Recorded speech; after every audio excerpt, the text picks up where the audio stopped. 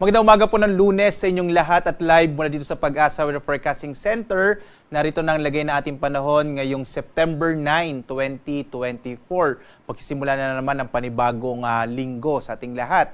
At makikita nga natin, southwest monsoon o habagat pa rin ang nakakaapekto sa malaking bahagi ng Luzon na magdadala ng mga pag-ulan, lalong-lalo na sa may Ilocos Region, Cordillera, gayon din po sa may bahagi ng Cagayan Valley Region.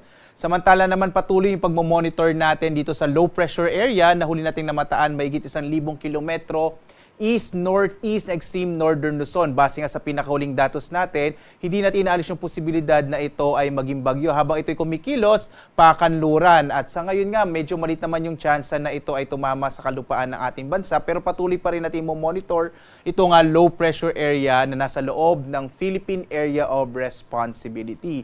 Sa nalabing bahagi ng ating bansa, dito sa nalabing bahagi ng Luzon, kasama na yung Kamaynilaan, inaasa natin medyo maulap na panahon. Habang sa Visayas, Mindanao, ngayon sa may area ng Palawan, inaasahan natin. Generally, fair weather po tayo ngayon dito sa may area na ito ng ating bansa, pero posible pa rin yung mga isolated rain showers and thunderstorms. Muli, inuulit ko, dito sa may bahagi ng Northern Luzon, malaki yung chance na ng mga pag-ulan dulot ng southwest monsoon o habagat. Samantala, makikita nyo, meron pa tayo isang low pressure area na nasa labas ng Philippine Area of Responsibility. Halos 3,000 kilometro pa ito silangan ng Eastern Visayas. At sa nakikita natin, posible itong maging bagyo bagamat hindi tinalis yung posibilidad na ito'y pumasok ng Philippine Area of Responsibility. Again, base din sa mga pinakahuling datos natin, kikilos ito pahilagang kanluran at posibleng mapalakas ito yung habagat sa pagtatapos ng linggong ito bandang araw ng Huwebes o Biyernes. Posible na medyo maging maulan sa may area ng Visayas at ng Mindanao. Muli, magbibigay po tayo ng update dito sa mga binabantayan natin na iba't ibang mga weather systems dito sa ating bansa.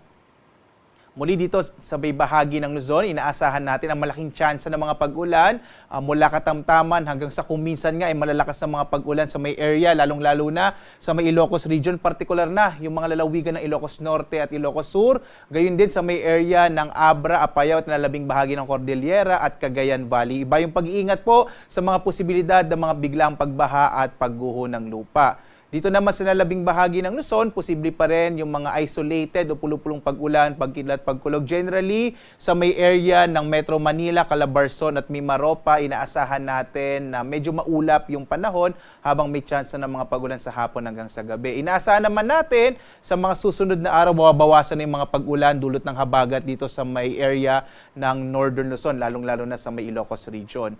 Agwat nga ng temperatura natin sa Lawag, 23 to 30 degrees Celsius, sa Tuguegarao, 24 to 31 degrees Celsius. Sa Baguio naman, 17 to 22 degrees Celsius. Metro Manila, 25 to 33 degrees Celsius. Sa Tagaytay, nasa 22 to 30 degrees Celsius. Sa Legazpi, sa Bicol, 26 to 32 degrees Celsius.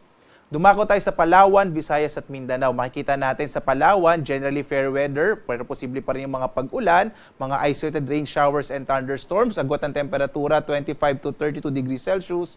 Sa Puerto Princesa naman, 25 to 32 degrees Celsius. Sa malaking bahagi naman ng Visayas, inaasahan natin yung mga isolated o pulupulong pag-ulan, pagkilat, pagkulog dulot ng mga localized thunderstorms. Agwat ang temperatura, 24 to 32 degrees Celsius sa Iloilo. Sa Cebu naman, 26 to 33 degrees Celsius. Sa Tacloban, 26 to 33 degrees Celsius.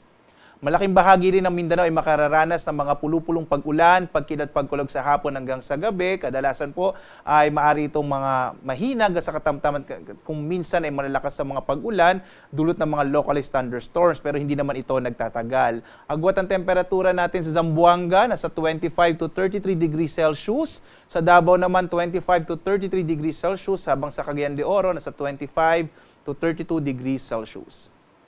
Samantala, sa lagay ng ating karagatan, wala tayong nakataas na anumang gale warning sa anumang bahagi ng ating bansa. Ligtas sa pumalaot ang mga sasakyang pandagat at malilit na mga bangka sa mga baybayin ng ating kapuluan. Pero iba yung pag-iingat po, lalo na kapag meron tayong mga thunderstorms na maaaring kumisa magpalakas ng alon ng ating karagatan. Ang araw naman natin, sisikat, ganap na 5:45 na umaga at lulubog, 6:02 ng gabi.